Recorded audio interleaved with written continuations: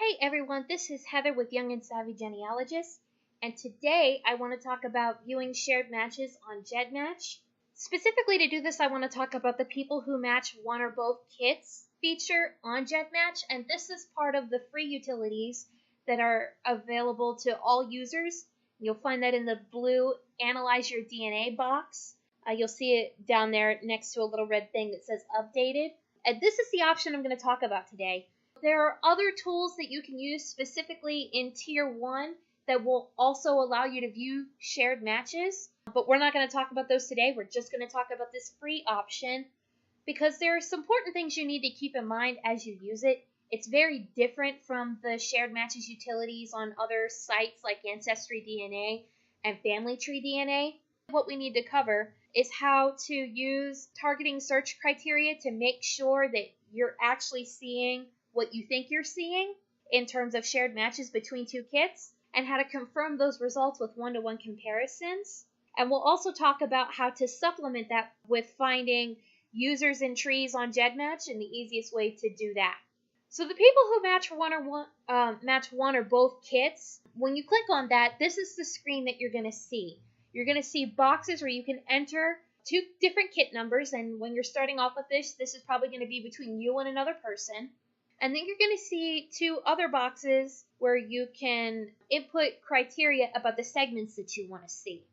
When I'm talking about entering search criteria, these two boxes for the largest segment and the total matching segments are what I'm going to talk about, and some changes that you can make there to see some better matches. Because when you run this is running at basically the minimum threshold of what could be considered a shared match with another person. So this goes all the way down to 10 centimorgans. And looking at some chromosomes, that's about what it'll return, if not a little bit smaller than that. And at that point, you're talking about looking at matches that are so far removed that may not even be documented in this other matches tree. What good does that do you? So it's a good idea to at least initially, if you can, to try and target closer relationships, and I do that by increasing these numbers. And anything between 15 and 20 centimorgans in either box is going to be good. You just have to make sure that for the total matching segments box, the number that you put in there has to either be equal to or greater than the largest segment amount that you put in there. If you run something at a higher threshold and you don't get anything back, you can go ahead and run the default values and go and see what comes up. But at that point, that may just mean that you don't have good quality matches to look at in terms of shared segments, so you may just need to wait a little bit longer. And when you run this utility, it can take several minutes, so just go ahead and leave it alone and let it do its thing. And once it finishes, you're going to get this selection menu. And theoretically, what should be on this page, it's broken down into 3 different boxes. In the top white box should be people who match kits 1 and 2 both. If you're trying to target people that match both of these kits, this top box should be the only one that you're concerned about. However, these results are going to vary, and we're going to talk about that a little bit more as we progress through the presentation. Go ahead and select the matches you want to look at with your checkboxes, and then hit the Submit button at the top. The next screen that is going to display is for the Chromosome Browser that you want to use to look at the matches that you've chosen. I personally prefer the 2D because it's in a list format that is broken down by chromosome and has a chromosome graphic that makes just a lot more sense to my brain and this whole process of what I'm trying to do. There is a 3D option, and this is a series of matrices and tables with numbers in them, and that just does not jive with the way my brain works at all. Take a look at both of them, see which one is going to be more helpful to you. But considering, I prefer the 2D model, that's what I'm going to focus on in terms of this approach, because it's the best way I know how to explain what's going on here and how to use it. So this slide has an example of what you're going to see on the 2D browser. I think you might have to click through like 1 or 2 more screens before you get to this. You're going to get this table and this chromosome browser graphic for all 23 chromosomes so that you can see not only how kits 1 and 2 compare to each other, but all of these other kits that you've selected on the previous screen. This is a match set for chromosome 1, and you see that these are color-coded based on the size of these other segments. This is a comparison between myself and the kit 2 person is on this slide is in position number 1.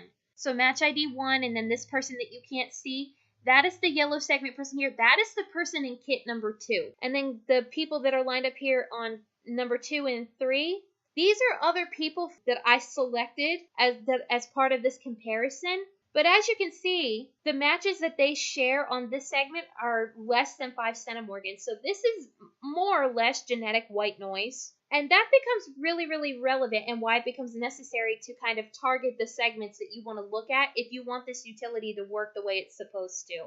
You may comment onto this page with the expectation that the only people that are going to show up on this page and the little colored segments that you're looking at are going to be for both of the people whose kits you've entered, and that's not the way it works. A more precise way of explaining how this is displayed is that this page is specific only to kit number 1.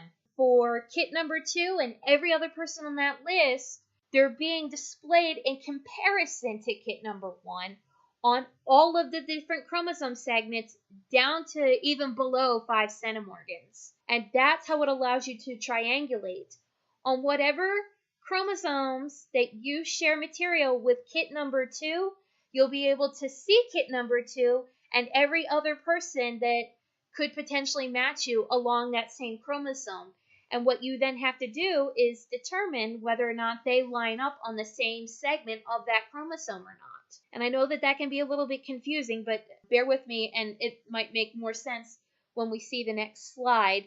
But basically why this matters is because when you run this analysis and you're looking at chromosomes 1 through 23 and all of these colored segments, you need to know that most of the matches that are being displayed are not shared segments between kits number 1 and 2.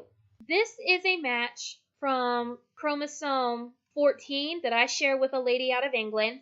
When I ran this comparison, I was trying to figure out the shared matches that I have between me and this lady. That was my primary question. So I run this utility. It's going to show me all 23 chromosomes that I could potentially have material on for me and all of these other people that should be related to her. However, I only match this lady on chromosome 14. So I can look at those other chromosomes all I want, but if I actually care about looking at shared matches between me and this lady, chromosome 14 is the only one that I should be looking at. And she is showing up here on this yellow bar. She is match number 2 on this list. The person in position 1 is probably going to match her, and then in positions 3 and 4 are probably going to match her. And then all of these other people from 5 through 8, they're going to match kit number 1, but probably not kit number 2. And so what I want to do is to confirm all of that, especially for kits 1 through 4. So you're going to run a series of one-to-one comparisons to confirm these relationships. And as you do that, you want to confirm that they match on the same chromosome and that they're on the same segment. And if that's the case, then they descend from the same common ancestors. In the case of these other green matches where you see this white line kind of connecting down to them, potentially what this could mean is that, we may or may not share the same common ancestors, and we all just inherited different parts of the same segment from the same one person. But the other scenario to consider is that these people are related through a different set of ancestors, even though we're all related to each other, and that's something that we'll talk a little bit more on the next slide. So what does it mean if I'm related to people who also match each other, but we don't line up on the same segment? When I'm looking at these graphics and I'm seeing that this is happening, what does that mean in terms of whether or not we share common ancestors? And do we?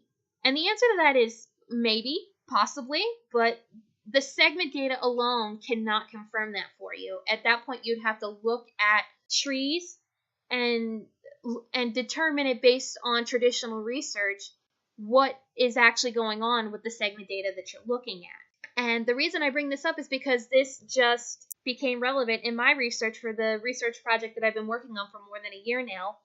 I'm trying to find my grandmother's biological father, and one of my closest matches on Ancestry DNA is most likely related to her through this connection, and I'm trying to narrow down which line in her tree this male person has to come from. And in the process of doing this, I found that on her paternal side, I have some of her same paternal matches. However, we don't line up on the same segments. Specifically on chromosome 9, me and another one of her paternal cousins were related to each other. They even share neighboring segments on chromosome 9. They are literally right next to each other, but I have one big segment that covers both of them, but they're related, but they don't share any of that segment in common. So could that potentially represent that we have the same common ancestors, but that the segment was broken up between the two of them? And that could be a possibility. However, the other possibility, and the situation that may or may not be more likely, is that I'm looking at two different segments that come from two different ancestors. There's no way for me to determine which situation I'm looking at without looking at more shared matches and their trees to figure out which scenario I have in that case. So in order to do this, you're going to need to use the trees that are available. And the quickest, easiest way to see whether or not someone has a tree on GEDmatch is to use the user lookup. From the main homepage of GEDmatch, on the left-hand side, you're going to see this gray box. If you look down to where it says user lookup, that's where you'll have the ability to look up users. And when you click on that, this is the screen you're going to see. You can search for users on GEDmatch by their kit number, by their GEDcom ID number, and by their email address. That'll be the information that pops up for the person in question. If they have a tree attached, you'll see that with a GEDcom ID number, and at that point you would just click on that and their tree will open. What I do then is I'll look at the tree, kind of get a basic overview. The GEDmatch utility for the tree, I'm glad that it's there, but it's really nothing fancy. So what I like to do is to use the information that's on the GEDmatch tree to go and find the person's tree on the original testing company, especially if the person is tested with Ancestry DNA. Ancestry DNA has a much better tree interface. They let you source things, they let you document things, they have better search features for trying to target different surnames and locations, they have maps. And for more tips on how to do that, I've covered that in my previous video of linking cousins and their GEDmatch data together, so if you want more details on how to do that better, be sure to check out that video. And that's all I have to share with you today. If this video was helpful, please be sure to like, comment, subscribe to our channel, and share this video and others on social media. And you'll find those social media links down in the description. And thank you so much for stopping by, and we hope to see you again. Bye!